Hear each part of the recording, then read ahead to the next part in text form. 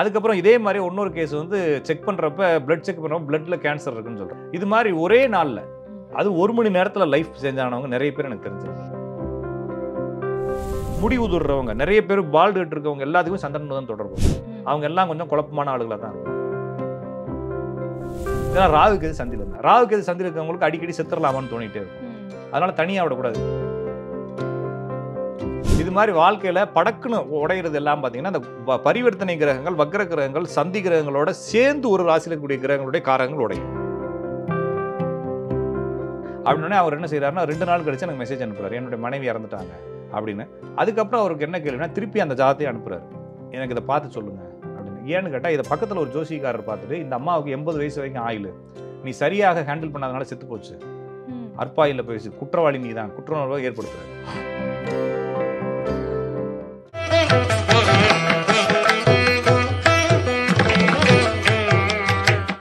திருவருள் டிவி நேயர்களுக்கு நர்மதாவின் அன்பான வணக்கம்.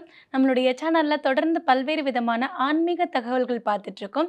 அந்த வகையில் இன்றைக்கி நம்ம பார்க்க போகிற இந்த ஒரு பதிவு எதை பற்றி இருக்க போகுது அப்படின்னு சொல்லி கேட்டிங்கன்னா, நேயர்களாகி உங்களுடைய சந்தேகங்களுக்கு பதிலளிக்கிறதுக்காக நம்ம கூட இன்றைக்கி ராஜநாடி பார்த்திபன் சார் அவர்கள் இணைஞ்சிருக்கிறாங்க. வணக்கம் சார். வணக்கம் நேயர்கள் அனைவருக்கும் வணக்கம். சார், இப்போ நிறைய பேருக்கு என்னுடைய வாழ்க்கை ஏண்டா இப்படி இருக்குது, எனக்கு மட்டும் ஏன் தான் இப்படி நடக்குது அப்படின்ற வார்த்தைகளை சொல்லாத ஆட்களே இருக்க முடியாதுன்ற அளவுக்கு எல்லாரும் வாழ்க்கையில் ஒரு தடவையாச்சும் இந்த ஒரு வார்த்தையை சொல்லியிருப்போம் சார், அதை கடந்து தான் வந்திருப்போம். அப்படின்றப்போ இந்த பிரச்சனை உங்கள் வாழ்க்கையில் ஏற்படுது அப்படின்னா இதுதான் காரணம் அப்படின்றத நாடி ஜோதிடம் மூலமாக கண்டுபிடிக்க முடியும். நாடிங்கிறது ஜோசியம் தான் ஓகேங்களா. நம்ம ஏன்னா நம்ம நாடி ஜோதிடம் குறிப்பிட்டு சொல்கிறதுனால ஏதோ ஓலையை வச்சு பார்க்குறாங்கன்னு நினச்சிக்கிறாங்க. இல்லை ஓகேங்களா, எனக்கு மட்டும் ஏண்டா இப்படி நடக்குது இறைவா அப்படின்ற மாதிரி இந்த மாதிரி சம்திங் டிஃப்ரெண்ட்டாக நடக்கிறதுக்கு சில கிரகங்கள் இருக்கு. ஒருத்தர் எனக்கு கால் பண்ணுறாரு, அவர் ஜாதத்தை கொடுக்குறாரு. கொடுத்தோடனே சார் இவருடைய லைஃப்பில் ஏதோ ஒரு டிஃப்ரெண்ட்டாக இருக்குது அப்படின்னு சொல்கிறேன். சார் இன்னும் கொஞ்சம் ட்ரை பண்ணுங்கள் சாருங்கிறாரு என்கிட்ட. இல்லை சார் டிஃப்ரெண்ட்டாக இருக்குது, பையன் சின்ன பையன் 18 வயசு 19 ஒரு 22 வயசுக்குள்ளே அப்படின்னு வச்சுக்கோங்களேன், எனக்கு சரியாக ஞாபகம் இல்லை அந்த வயசு. பையன் சின்ன பையன், ஏதோ டிஃப்ரெண்ட்டாக நடக்குது லைஃப்பில், நடந்திருக்கு, அது மட்டும் நல்லா தெரியுது சார். ஏன்னா எல்லாத்தையும் நாங்கள் ஒன்றும் கற்பனை பண்ணி நம்ம மையா போட்டு பார்க்க முடியல, ஆனால் டிஃப்ரெண்ட்டாக நடந்திருக்குது. என்ன மாதிரி நடந்திருக்குன்னு சொல்லுங்கன்னாரு. ஏதாச்சும் உடம்பு விஷயமா பிரச்சனை இருக்கலாம். இவர் இப்போ ஹாஸ்பிட்டலைஸாக இருக்காரான்னு கேட்டேன். உடனே ஆமாம் சார் அவர் அப்படி தான் இருக்கிறார் அப்படின்னா 2 வருஷமாக கோமாவில் இருக்கிறார். எப்படி ஆச்சு அப்படின்னா அவர் நல்லா படித்தவர், படிச்சுட்டு இங்கேருந்து யூகேவோ ஜெர்மனியோ ஏதோ ஒரு ஊருக்கு போகிறாரு. போயிட்டு அங்கே ஒரு யூனிவர்சிட்டியில் படிக்கிறார். யூனிவர்சிட்டியில் படிக்கிறப்ப அங்கே காலைல மிஸ்டாக இருக்கக்கூடிய டைம். அவர் சைக்கிளில் தான் டெய்லி அவருடைய வீட்டிலேருந்து யூனிவர்சிட்டிக்கு போவாராம். அவர் ஏர்லி மார்னிங்கே எந்திரிச்சு ரிசர்ச்சுக்காக போயிடுவாராம். போகிறப்ப பெரிய மிஸ்ட்டுக்குள்ளே வண்டி விட்டு போயிருக்காரு. பின்னால் பெரிய போலீஸ் வண்டிலாம் நம்ம படத்தில் பார்ப்போம் இல்லைங்களா, முரட்டுத்தனமாக இருக்கும். அந்த வண்டியில் ஸ்பீடாக அடித்து சுக்கா அள்ளி கொண்டு ஹாஸ்பிட்டலில் போட்டாங்க. அவர் பொழப்பாரா பொழைக்க மாட்டாரான்னு கேட்குறாங்க. அவர் இதே இல்லாமல் 2 வருஷமாக படுத்து கிடக்கிறாரு. அப்போ நல்லா படித்தவன், அவங்க அம்மா அப்பாவுக்கு எவ்வளோ கனவுகள் இருந்திருக்கும். சாதாரண படிக்காமல் தண்டமாக சுற்றிக்கிட்டு இருந்தால் கூட இது தருதலை உருப்படாது அப்படின்னு சொல்லிட்டு சும்மா எதையாச்சும் செஞ்சுட்டு கிடான்னு சொல்லலாம். நல்லா படிச்சிருக்கப்ப கனவுகளும் அவங்க அம்மா அப்பாவுக்கு என்னவா இருக்கும், அபரிவிதமாக இருந்திருக்கும். பையன் அப்படி படிப்பான். இப்போ கனவுகள் ஒரு செகண்டில் என்ன ஆயிடுதுங்க, உடஞ்சிருது. ஒருத்தர் இங்கே ஹாஸ்பிட்டலுக்கு ஏதோ ஒரு விஷயமா செக் பண்ண வர்றாரு. செக் பண்ண வரப்போ வேறு விஷயமா செக் பண்ண வர்றாரு. ஏதோ ஒரு கம்பெனியில் சேர்றதுக்கு ஒரு பிளட் டெஸ்ட்டோ ஏதோ ஒரு ஜென்ரல் டெஸ்ட் எடுக்க வர்றாரு. பார்க்குறப்ப அவர் கிட்னி இல்லைன்னு சொல்கிறாங்க. ஒரு கிட்னியில் தான் ஓடுதான் வண்டி. இதுமாதிரி நிறைய பேர் இருக்கிறாங்க. அதுக்கப்புறம் இதே மாதிரி இன்னொரு கேஸ் செக் பண்ணுறப்ப பிளட் செக் பண்ணுறப்ப பிளட்ல கேன்சர் இருக்குன்னு சொல்கிறாங்க. இது மாதிரி ஒரே நாளில் அது 1 மணி நேரத்தில் லைஃப் சேஞ்ச் ஆனவங்க நிறைய பேர் எனக்கு தெரிஞ்சவங்க. இப்படி லைஃப் சேஞ்ச் ஆனவங்களுக்கு சில விஷயங்களை நான் சொல்லக்கூடிய இணைவுகளை உங்கள் ஜாதகத்தெல்லாம் போட்டு உட்காந்து நோண்டாதீங்க யாருமே வீவர்ஸ், சரிங்களா. ஒரு ஜாதகத்தில் சூரியனும் புதனும், புதன் வக்ரமாகி சூரியனோட சேர்ந்து கண்ணியில் இருந்தா, அல்லது புதன் சிம்மத்தில் ஏறி சூரியன் கண்ணியில் இருந்தா, அப்போ சூரியன் புதன் பரிவர்த்தனை. இந்த மாதிரி பரிவர்த்தனைகளை வாழ்க்கையில் ஒரு புரட்டி போட்ட பிரச்சனையை கொடுக்குது. அதே போலவே ஒரு ஜாதகத்தில் சந்திரனும் புதனும் இணைஞ்சிருந்தா, சந்திரன் புதன் 1-5-9 இருந்தா, சந்திரன் புதன் பரிவர்த்தனையாக இருந்தா, இது மாதிரி விஷயங்களும் வாழ்க்கையில் புரட்டி போட்ட மாதிரி ஒரு சம்பவத்தை நடக்குது. இந்த சூரியன் புதன் புரட்டி போட்டது வாழ்க்கையில் புரட்டி போட்டுச்சுன்னா மீள முடியாது. இந்த சந்திரன் புதன் புரட்டி போட்டது வினோதமாக இருக்கும். அது என்ன பிரச்சனைன்னு சொன்னால் இவருக்கு காமெடியாக இருக்கும், அடுத்தவங்களுக்கு அது பிரச்சனை ஒன்றுமே இருக்காது, ஆனால் இவருக்கு அது பிரச்சனையாகவே இருக்கும்.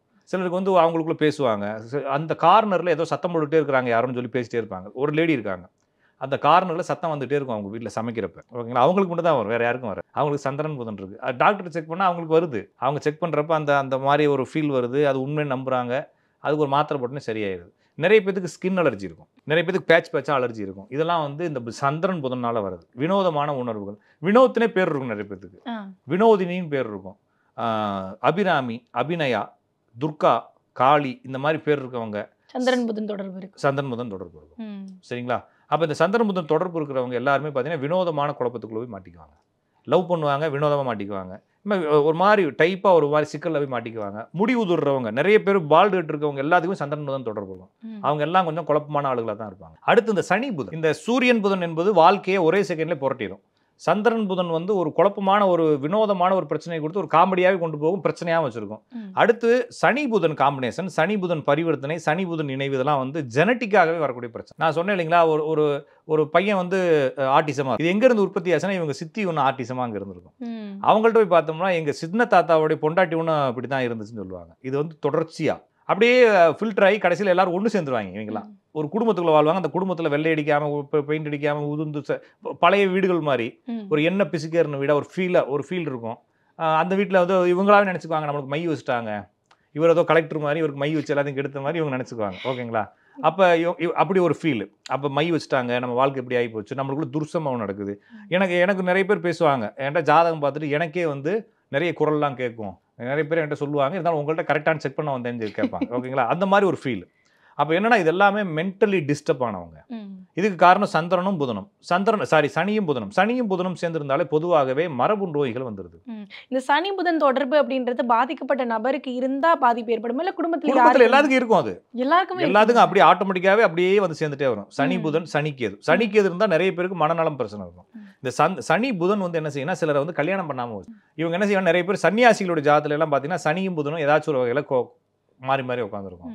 அப்போ சன்னியாசியா போகிறது, அப்போ ஒன்று கல்யாணம் பண்ணால் சந்ததிகளை வேற மாதிரி குழப்பம், இல்லாட்டினா அவங்கள சன்னியாசி ஆக்கி விட்ரும். இந்த குடும்பத்தில் பார்த்தீங்கன்னா யாராச்சும் ஒருத்தவங்க வேற ஒரு ஏற்கனவே திருமணமான பெண்ணை குழந்தையோட கூட்டு வந்து கல்யாணம் நடத்திக்கிட்டு இருப்பாங்க. ஒருத்தருக்கு ரெட்டை பிள்ளை பிறக்கும், ஒருத்தர் வந்து வேற ஜாதி பிள்ளையை கூட்டு ஓடி போயிடுவார். இது மாதிரியே ஒரு மாதிரி இந்த குடும்பத்தை பற்றி பேசினாலே ஒரு மாதிரி ஏதோ ஒரு மாதிரி இருக்கும், ஃபீல் இருக்கும். இந்த மாதிரி நிறைய பேர் எங்கள் வீட்டிலே சொல்லுவாங்க, டெய்லி இதே மாதிரியே பேசி நீ ஒரு மாதிரி ஆயிர போகிறேன்னு சொல்லுவாங்க. ஓகேங்களா? ஏன்னா காலையிலேருந்து ஈவினிங் வரைக்கும் இதே மாதிரி தான் வேறு நிறைய கேஸ் எடுக்கிறப்ப இவங்க கதையெல்லாம் கேட்குறப்ப சுவாரஸ்யமாக இருக்கும். அப்போ இந்த மாதிரி வினோதமான பிரச்சனை செய்கிறது தான். அதுக்கடுத்து இன்னொரு வினோதமான பிரச்சனைனா ராகு கேது அப்படிங்கக்கூடிய கிரகம் சந்தியில் இருக்கிறது. சந்தினா என்னன்னா ஒரு ராசியினுடைய ஆரம்பத்தில் 2 டிகிரி, இறுதியில் 2 டிகிரி. அப்போ 0 to 1, 0 to 2, 28 to 30 டிகிரியில் எந்த ராசியில் ராகு கேது இருந்தாலும் அவங்க வந்து என்னன்னா இவங்க வந்து ஒரு டம்ப் ஃபீலிங்லேயே இருப்பாங்க. எப்பயுமே வந்து ஒரு பெரிய அவருக்குள்ளேயே வந்து ஒரு படத்தில் ஏதோ ஒரு படத்தில் போலீஸ் ஒரு இது இருக்கும், அங்கே காமெடியாக ஒரு ப்ரோக்ராம் நடந்து இவர் மட்டும் போலீஸ் மாதிரி சத்தம் போட்டு நடந்துட்டு இருப்பார். அது மாதிரி இவங்க குடும்பம் ஒரு பிரச்சனை ஓடிக்கிட்டு இருக்கு, இவங்க மட்டும் ஒரு மாதிரி அவங்களுக்குன்னு ஒரு தனி உலகம். இவங்க கிளம்பி வீட்டை விட்டு வெளியே போகிறாங்க அப்படின்னா இருக்கிறவங்க பூரா வேலையை விட்டுலாம் நிப்பாட்டிட்டு வந்து இவங்களை அனுப்பிச்சு வைக்கணும். இவங்களுக்காக வேலை பார்க்கணும். அயன் பண்ணுறதுக்கு ஒருத்தனை டிஸ்டர்ப் பண்ணுவான் இல்லைங்களா? நம்ம வந்து முக்கியமான கால் வந்திருக்கும், தொல்லை பண்ணி கால் ஆஃப் பண்ணுறீங்கன்னு சொல்ல சண்டை போட்டு என்னென்னு கேட்டோம்னா செருப்பு எங்கன்னு கேட்பான் இல்லைங்களா? இந்த மாதிரி ஒரு ஃபீல் வந்து ராகு கேது சந்தியில் இருந்தால் நிறைய ஹையர் போஸ்ட்டில் இருக்கிறவங்களுக்கு ராகு கேது சந்தியில் இருக்கு. நிறைய ஐபிஎஸ், ஐஆர்எஸ், ஐஎஃப்எஸ் பெரிய பெரிய போஸ்டிங்கில் இருக்கிறவங்க நிறைய பேர் பார்த்துட்டு நிறைய சக்ஸஸ் ஆனவங்க அப்படியே ஆணி அடித்த மாதிரி சிந்தனை வச்சு சக்ஸஸ் ஆகிறாங்க இல்லைங்களா?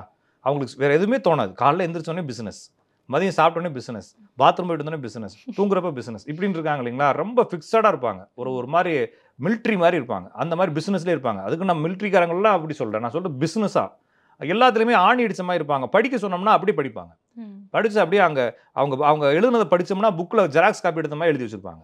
இந்த மாதிரி படிக்கிற ஆளுகள் எல்லாத்துக்கும் ராகு கேது சந்தியில் இருக்குது. பாசிட்டிவ் இருக்குது, ஆனால் நெகட்டிவ் வந்து என்னென்னா இந்த மாதிரி ஒரு ஃபீல்டு இருக்காங்கன்னு வச்சுக்கோங்களேன். இவங்க வந்து இங்கே ஒரு பையன் வந்து வீட்டுக்குள்ளே உட்காந்துருக்கானா, யாராச்சும் கதவை திறந்து சாப்பிட்றியான்னு கேட்டோம்னா டமால்னு அடிச்சு கண்ணாடி உடைக்கிறானா. அவன் கதவை பூட்டிடணும், சாப்பாடு கேட்கக்கூடாது, அவனா வந்து கேட்டால் தான் சாப்பாடு போடணும். ஓகேங்களா? அவன் வந்து அந்த அடிக்ஷன் ஆகி நிறைய பிரச்சனை எல்லாம் மாட்டிக்கிட்டு இருக்கான். இது மாதிரி நிறைய கேஸுகள் இருக்கு. இதெல்லாம் ராகு கேது சந்தியில் இருந்தா. ராகு கேது சந்தியில் இருக்கவங்களுக்கு அடிக்கடி செத்துறலாமான்னு தோணிட்டே இருக்கும். அதனால தனியாக விடக்கூடாது. இது எப்படி சிம்டம்ஸ் அப்படின்னா, நைட்டு தூங்குறப்ப முறுக்கு சாப்பிட்ற மாதிரி சத்தம் வரும். எவனாச்சும் ஒருத்தன் பெட்டில் உட்காந்து கரக்கரன்னு பல்ல கடிச்சிட்டே இருப்பான். ஓகேங்களா? இந்த மாதிரி பையன் அவங்க வீட்டில் யாராச்சும் இருக்காங்கன்னா அவன் ஜாதகம் எடுத்து பார்த்தீங்கன்னா ராகு கேது இருக்கும். பொதுவாகவே வந்து பல்ல கடிக்கிறவங்க எல்லாருக்குமே இந்த ராகு கேது சந்தியில் இருக்கு. வயிறுல பூச்சி இருக்குன்னு சொல்லுவாங்க, அப்படிலாம் இல்லை. நரன்னு கடிச்சுக்கிட்டு இருப்பான். அடிக்கடி பெட்ல இருந்து கீழே விழுந்துருவாங்க, மாடி பெட்ல இருந்து தடிக்கி விழுந்துருவாங்க, எங்கேயாச்சும் இடிச்சுக்குவான். இதெல்லாம் ராகு கேது சந்தியில் இருக்கிறது. சனி ராகு இருந்தாலும் இது நடக்கும். சனி ராகு இருந்தால் உங்களுக்கு நரம்பு பிரச்சனை தான் வரும். சரிங்களா? தைராய்டு பிரச்சனை, நரம்பு பிரச்சனை எல்லாம் வரும், பல்லு உடையதெல்லாம் நடக்கும். ஆனால் நார்மலாகவே நரன்னு பல்ல கடிக்கிறவங்களோட ஜாதகத்தை எடுத்து பார்த்தோம்னா ராகு கேது சந்தியில் இருக்கும். அவங்க மைண்டை பற்றியே நிறைய யோசிப்பாங்க, மைண்டை பற்றியே பேசுவாங்க. ஓகேங்களா? அவங்க வந்து அவங்க கான்சியஸாக இருப்பாங்க ஒரு விஷயத்தில். அவங்களுக்கு ஒரு படிக்கிற வேலை கொடுத்துட்டோம்னா அது பெர்ஃபெக்டாக முடிப்பாங்க. அப்படி பெர்ஃபெக்டாக இருக்கிறதே வாழ்க்கை நிறைய இடங்கள்ல என்ன ஆயிரும், பிரச்சனையாகும். எல்லா இடத்துலையும் பெர்ஃபெக்டாக இருக்க முடியாது. சில இடங்களில் ஃப்ளெக்சிபிளாக இருக்கணும். ஒருத்தர் வந்து டமால்னு பைக் எடுத்துட்டானா அவன்கிட்ட சாரி சொல்லணும், நம்ம எடுத்துட்டா சாரி சொல்லணும். ஏன்டா அடிச்சேன்னு சொல்லி கோர்ட்டுக்கு கூட்டு போக முடியாது இல்லைங்களா? அப்போ எத்தனை கோர்ட்டுக்கு கூட்டு போகிறது? சில விஷயங்கள்ல நம்ம ஃப்ளெக்சிபிளாக இருக்கும். இந்த மாதிரி இந்த மொத்தம் 4 காம்பினேஷன் சொல்லிக்கோங்க. அந்த 4 காம்பினேஷன் எல்லா ஜாதத்துலையும் இருக்கும். இந்த ஜாதத்தில் எப்படி இருக்கும், அந்த ஜாதத்தில் எப்படி இருக்கும், அந்த ஜாதத்தில் அப்போ பார்த்தீங்கன்னா குடும்பமே கூடி கும்மி அடிக்கிற மாதிரி ஒரு குழப்பமான ஒரு குடும்பமாக இருக்கும். இது வந்து 1-2 பேருக்கு இல்லைங்க, இந்த சமூகத்தில் வாழக்கூடிய ஒரு 50% பேருக்கு இப்படி இருக்கு. ஒருத்தருக்கு அந்த பிரச்சனை தான் அந்த குடும்பத்தில் இருக்கு, எல்லாருக்கும் இருக்கு. அவங்க சித்தப்பா பையன் வேற எங்கேயாச்சும் வாழ்ந்துட்டு இருப்பான், அவனுடைய லைஃப் பார்த்தீங்கன்னா இப்படி தான் இருக்கும். ஓகேங்களா? இப்போ ஒரு லேடி வந்து இங்கே ஒரு கல்யாணம் பண்ணி அந்த கல்யாணம் டிவோர்ஸ் ஆகி 2வது கல்யாணம் பண்ணுறாங்க. 2வது கல்யாணம் பண்ணிட்டு அந்த கல்யாணம் பண்ணார் இல்லைங்களா, அவர் விட்டுட்டு ஓடி போயிட்டார். அந்த கல்யாணம் பண்ணவருக்கு வந்து மொத்தம் 3 பிள்ளைங்க. அந்த 3 பிள்ளைகள் இந்த லேடி வளர்த்துக்கிட்டு இருக்கு. இப்போ எவ்வளோ குழப்பமா இருக்கு பார்த்தீங்களா?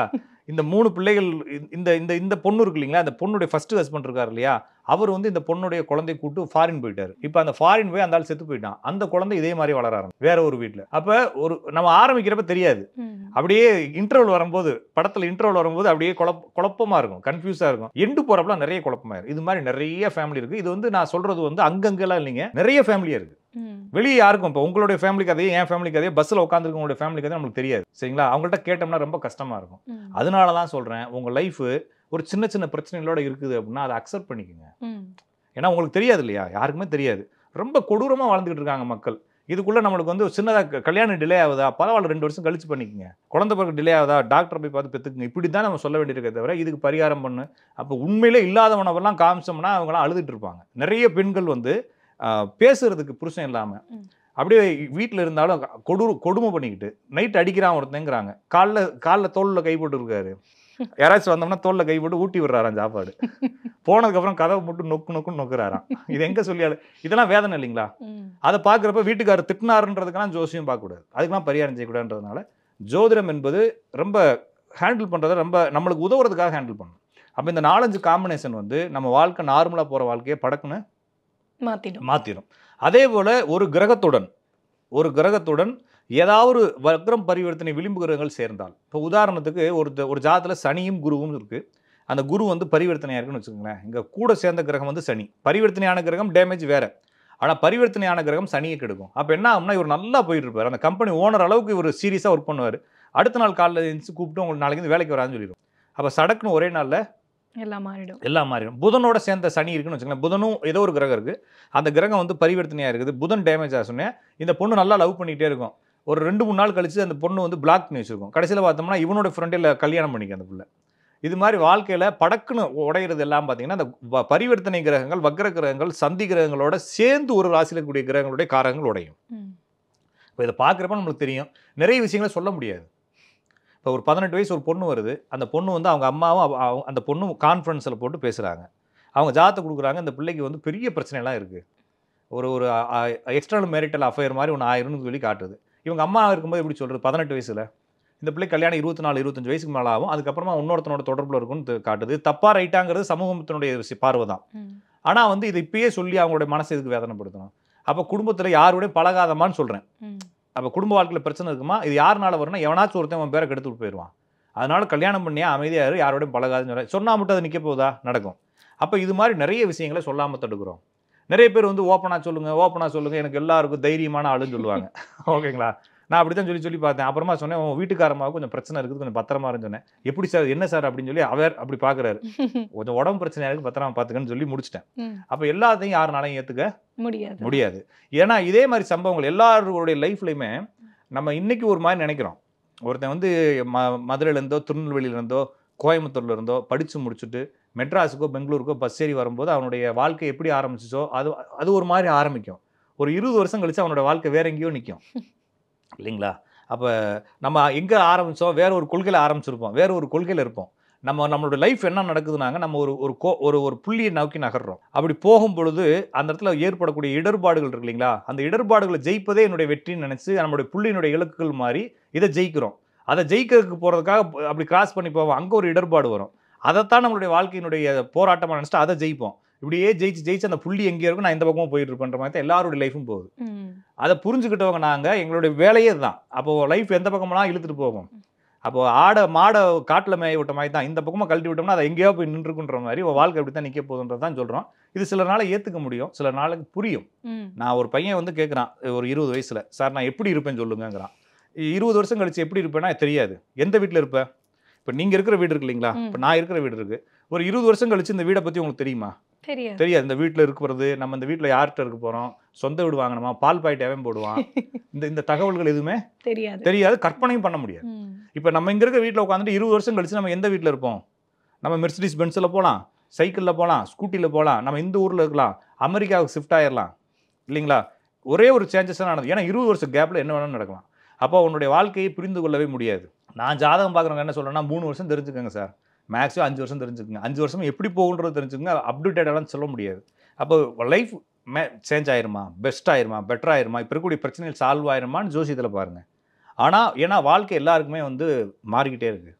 அதுக்கு இந்த கிரகங்களுடைய காம்பினேஷன். ஒரு ஜாதத்தில் வந்து வக்ரமோ பரிவர்த்தனையோ வக்ரத்தோரோ சேர்ந்த கிரகங்களோ சந்தி கிரகங்களோ இதெல்லாம் எதுவுமே இல்லை அப்படின்னா அவருடைய லைஃப் வந்து அப்படியே ஒரு பாட்டு மாதிரி அழகாக ஆரம்பித்து அழகாக முடியும்.